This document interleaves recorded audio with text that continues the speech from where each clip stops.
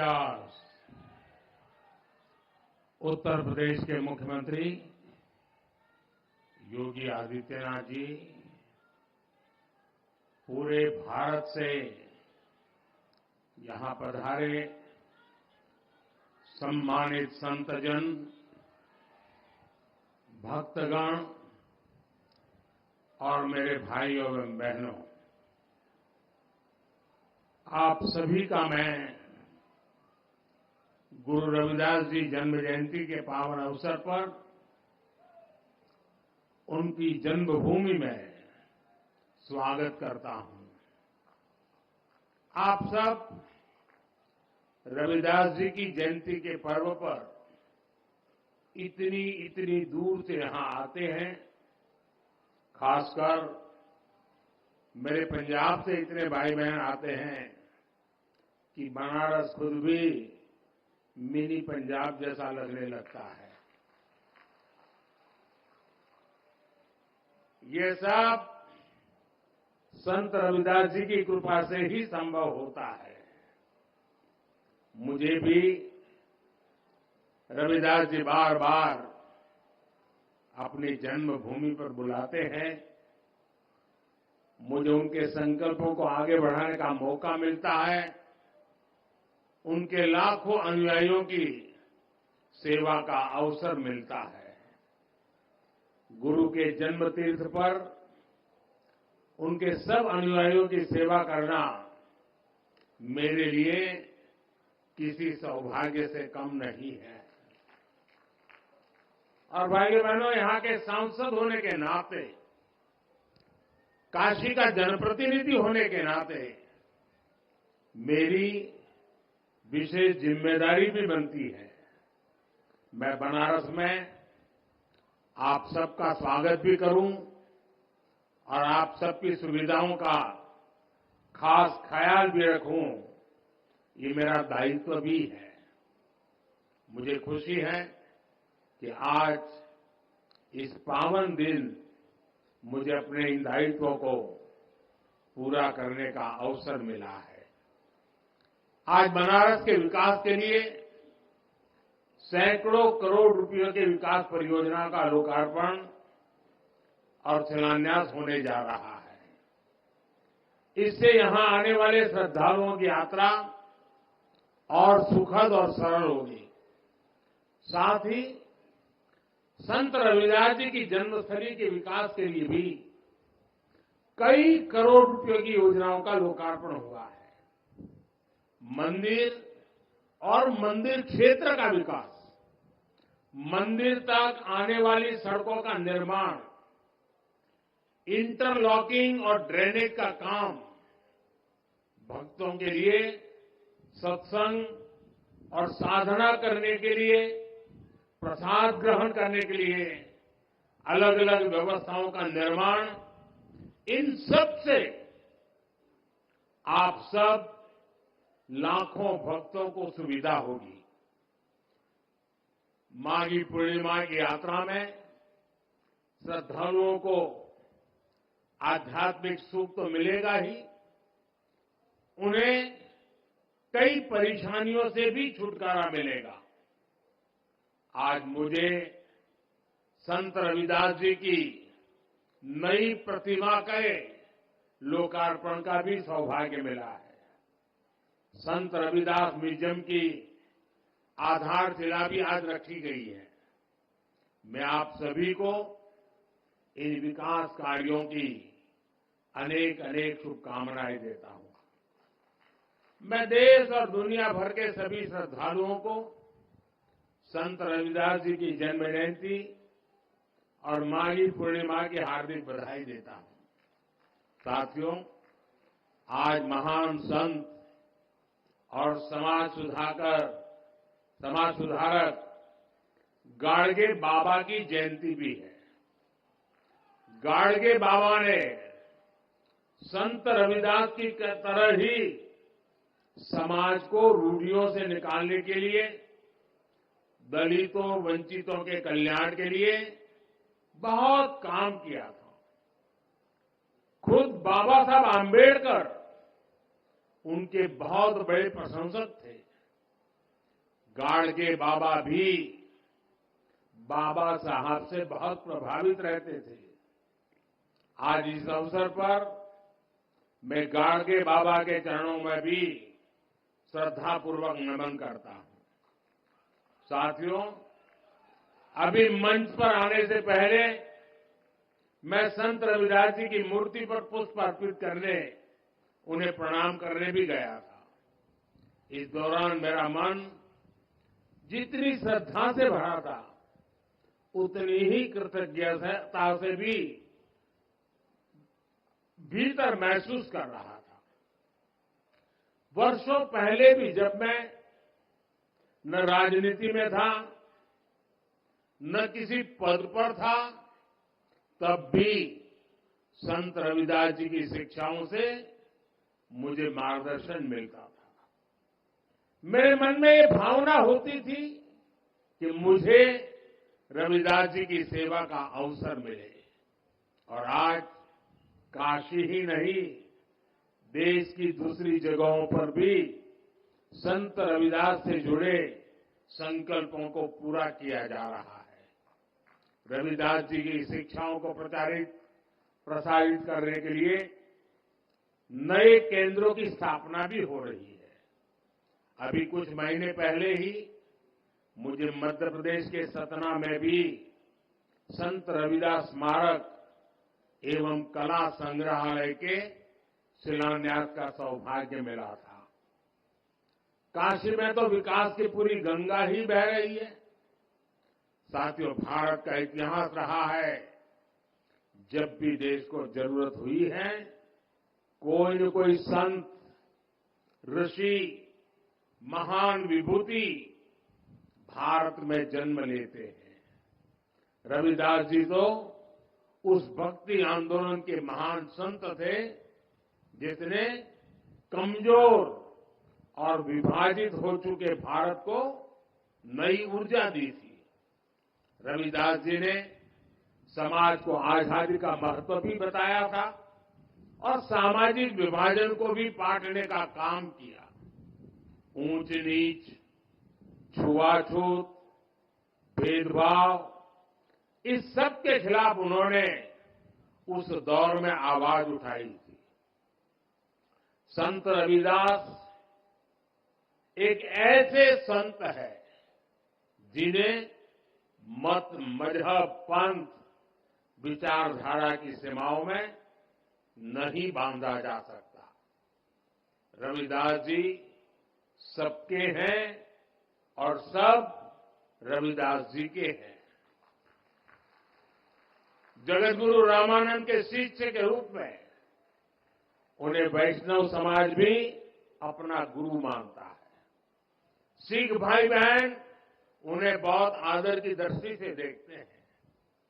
काशी में रहते हुए उन्होंने मन चंगा तो कठौती में गंगा की शिक्षा दी थी। इसलिए काशी को मानने वाले लोग, मां गंगा में आस्था रखने वाले लोग भी रविदास जी से प्रेरणा लेते हैं। मुझे खुशी है कि आज हमारी सरकार रविदास जी के विचारों को ही आगे बढ़ा रही है। भाजपा सरकार सबकी है। भाजपा सरकार की योजनाएं सबके लिए है। सबका साथ, सबका विकास, सबका विश्वास और सबका प्रयास, ये मंत्र आज 140 करोड़ देशवासियों से जुड़ने का मंत्र बन गया है। साथियों, रविदास जी ने समता और समरसता की शिक्षा भी दी और हमेशा दलितों, वंचितों की विशेष रूप से चिंता भी की। समानता, वंचित समाज को प्राथमिकता देने से ही आती है। इसलिए जो लोग, जो वर्ग विकास की मुख्य धारा से जितना ज्यादा दूर रह गए, पिछले 10 वर्षों में उन्हें ही केंद्र में रखकर काम हुआ है। पहले जिस गरीब को सबसे आखिरी समझा जाता था, सबसे छोटा कहा जाता था, आज सबसे बड़ी योजनाएं उसी के लिए बनी है। इन योजनाओं का दुनिया में सबसे बड़ी सरकारी योजनाएं कहा जा रहा है। आप देखिए, कोरोना की इतनी बड़ी मुश्किल आई, हमने 80 करोड़ गरीबों को मुफ्त राशन की योजना चलाई। कोरोना के बाद भी हमने मुफ्त राशन देना बंद नहीं किया, क्योंकि हम चाहते हैं कि जो गरीब अपने पैरों पर खड़ा हुआ है वो लंबी दूरी तय करे, उस पर अतिरिक्त बोझ न आए। ऐसी योजना इतने बड़े पैमाने पर दुनिया के किसी भी देश में नहीं है। हमने स्वच्छ भारत अभियान चलाया, देश के हर गांव में हर परिवार के लिए मुफ्त शौचालय बनाया। इसका लाभ सबसे ज्यादा दलित, पिछड़े हमारे परिवारों को, खासकर हमारी एससी, एसटी, ओबीसी माताओं बहनों को हुआ है। इन्हें ही सबसे ज्यादा खुले में शौच के लिए जाना पड़ता था, परेशानियां उठानी पड़ती थी। आज देश के गांव-गांव तक साफ पानी पहुंचाने के लिए जल जीवन मिशन चल रहा है। 5 वर्षों से भी कम समय में 11 करोड़ से ज्यादा घरों तक पाइप से पानी पहुंचाया गया है। करोड़ों गरीबों को मुफ्त इलाज के लिए आयुष्मान कार्ड मिला है। उन्हें पहली बार ये हौसला मिला है कि अगर बीमारी आ भी गई तो इलाज के अभाव में जिंदगी खत्म नहीं होगी। इसी तरह जन-धन खातों से गरीब को बैंक जाने का अधिकार मिला है। इन्हीं बैंक खातों में सरकार सीधे पैसा भेजती है।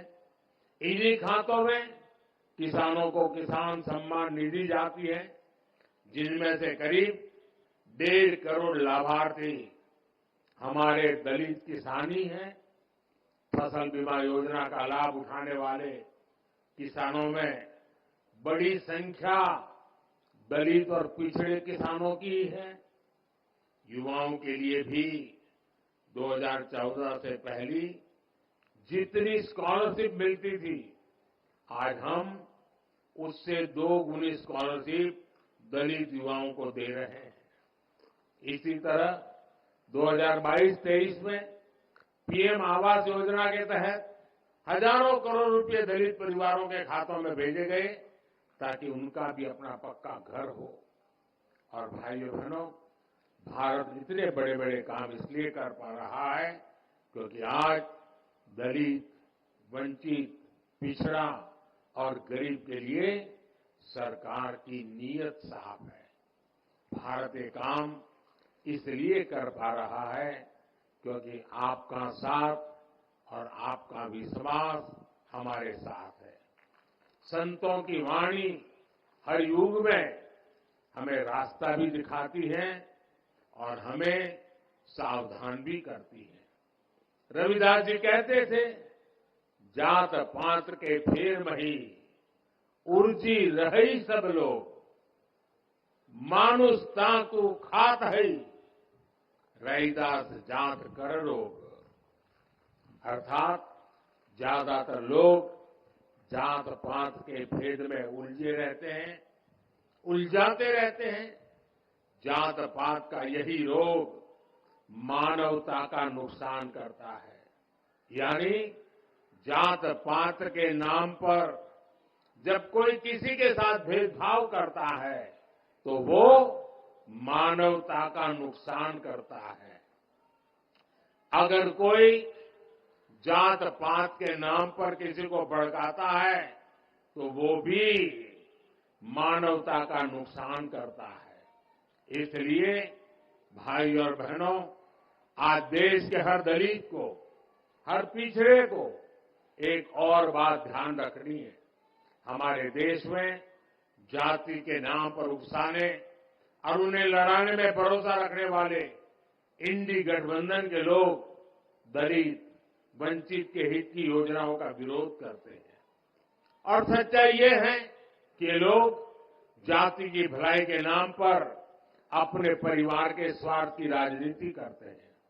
आपको याद होगा, गरीबों के लिए शौचालय बनाने की शुरुआत हुई थी तो इन लोगों को उन्होंने इसका भी मजाक उड़ाया था। उन्होंने जनधन खातों का भी मजाक उड़ाया था। इन्होंने डिजिटल इंडिया का विरोध किया था।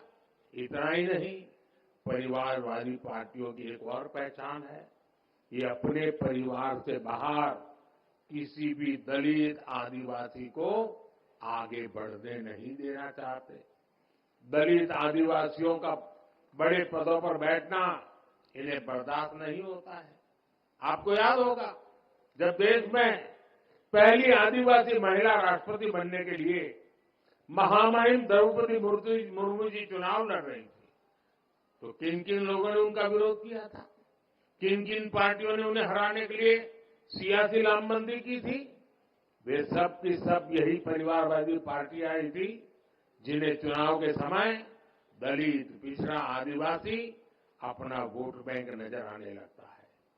हमें इन लोगों से, इस तरह की सोच से सावधान रहना है। हमें जातिवाद की नकारात्मक मानसिकता से बचकर रविदास जी की सकारात्मक शिक्षाओं का पालन करना है। साथियों, रविदास जी कहते थे, 100 वर्ष लौ जगत मही जीवत रही करू काम। रविदास कर्म ही धर्म है, कर्म करहु निष्काम। अर्थात 100 वर्ष का जीवन हो तो भी पूरे जीवन हमें काम करना चाहिए, क्योंकि कर्म ही धर्म है। हमें निष्काम भाव से कर्म करना चाहिए। संत रविदास जी की शिक्षा आज पूरे देश के लिए है। देश इस समय आजादी के अमृतकाल में प्रवेश कर चुका है। पिछले वर्षों में अमृतकाल में विकसित भारत के निर्माण की मजबूत नींव रखी जा चुकी है। अब अगले 5 साल हमें इस नींव पर विकास की इमारत को और ऊंचाई देनी है। गरीब, वंचित की सेवा के लिए जो अभियान 10 वर्षों में चले हैं, अगले 5 वर्षों में उन्हें और भी अधिक विस्तार मिलना है। ये सब 140 करोड़ देशवासियों की भागीदारी से ही होगा। इसलिए ये जरूरी है कि देश का हर नागरिक अपने कर्तव्यों का पालन करे। हमें देश के बारे में सोचना है। हमें तोड़ने वाले, बांटने वाले विचारों से दूर रहकर देश की एकता को मजबूत करना है। मुझे विश्वास है कि संत रविदास जी की कृपा से देशवासियों के सपने जरूर साकार होंगे। आप सभी को एक बार फिर संत रविदास जयंती की मैं बहुत बहुत शुभकामनाएं देता हूं। बहुत बहुत धन्यवाद।